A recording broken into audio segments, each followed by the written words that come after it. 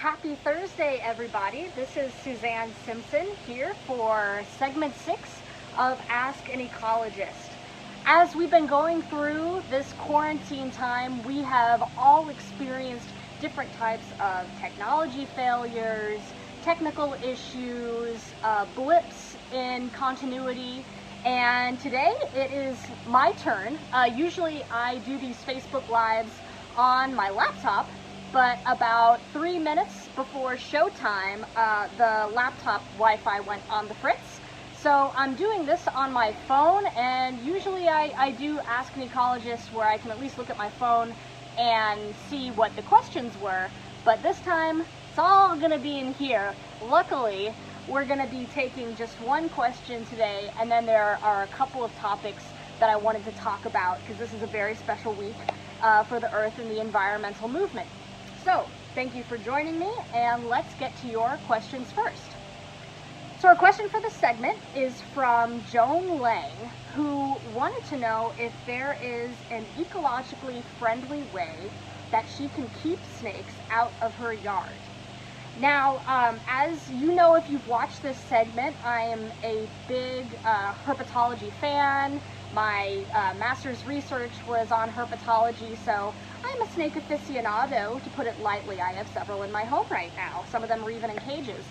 And I understand that there is an innate fear that a lot of people have of snakes, and I want to be respectful and understanding of that. I'm going to start to answer this question by first telling you what to not do. So a couple of things you don't want to do, because a lot of folks have a fear of snakes. There are industries that try to capitalize on that fear by selling you products that either don't work at all, aren't very effective, or might be effective for a little while, and then the snake will acclimate to it and won't be effective anymore. So I don't recommend using things like mothballs or snake be gone or any other chemical-based treatments. They haven't been proven to be effective in the research that I've seen. And I don't really recommend putting unnecessary chemicals in your yard, period. I also absolutely wouldn't recommend glue traps. So glue traps that you put out for rats, people will sometimes put those out to try and stop snakes. Glue traps are a one-way ticket to a really slow and painful death for the snake.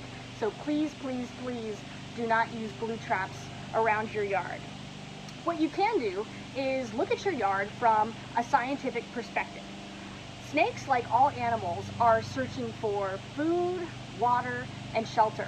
So evaluate your yard and determine which areas of it are providing one of those three things.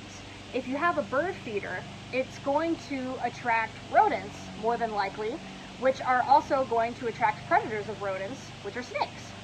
If you have a bird bath or a watering hole or a water source, that's also going to attract snakes. And if you have a pile of wood, or even a pile of materials like big rocks or even old children's toys, anything that a snake can hide under, you want to make sure that you're keeping those areas clear. You want to keep your grass short if you're not wanting to attract snakes. And unfortunately, if you are trying to not attract snakes, you're also not going to attract some other wildlife that might be desirable. And that's just because snakes are an important part of a balanced ecosystem. So if you're really worried about snakes, those are some tips that you can do.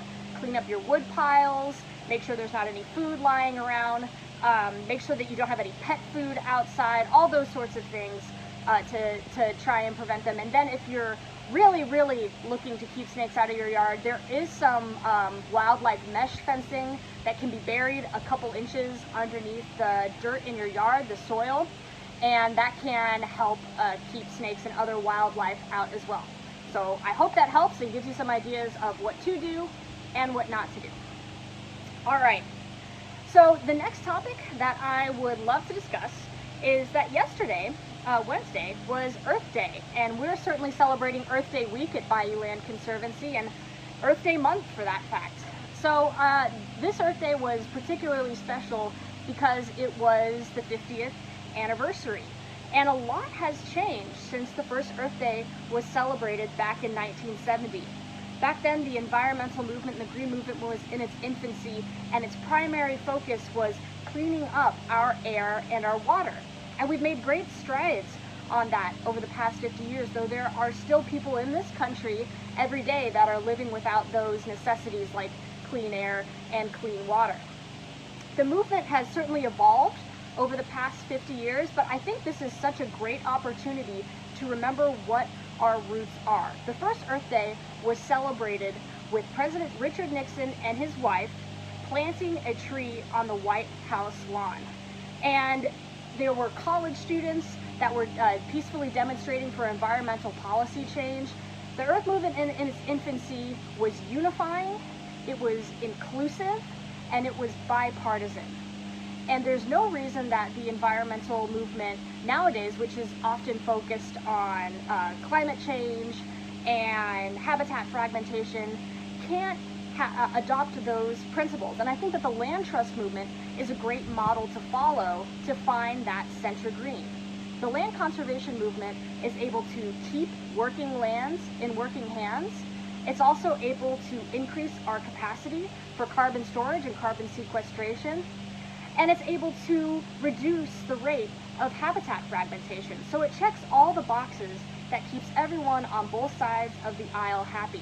So I hope that you will consider celebrating Earth Day by supporting the work that your local land trust does, because I know local land trusts really need your support right now, especially with everything going on and lots of events being canceled, different fundraisers being canceled. So I hope you'll consider celebrating Earth Day in that way. Okay, we'll move on to our last conversation topic, and that is that this weekend you can actually say that you have plans, because there is a great event going on, and that is the City Nature Challenge, which is done through the app and website called iNaturalist. It's iNaturalist.org. iNaturalist is an online community for citizen scientists and a network of scientists, naturalists, people that just love the outdoors or even are curious about the outdoors, people that might still be a little afraid of the outdoors, but they're trying to practice recreational nature.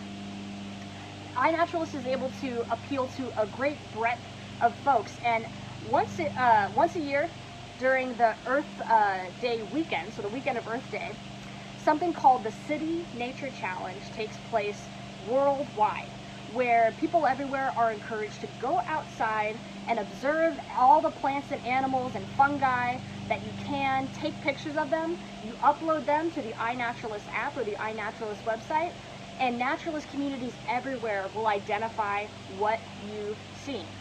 Now, normally the City Nature Challenge is a competition, and not to brag, but Houston placed first last year in the number of species that were observed. So if you ask me, that makes Houston the biodiversity capital of America. We placed number 3 in the world, so we're pretty high on the podium. This year, because of the coronavirus and concerns related to that, it's not a competition, but it is a hashtag backyard challenge.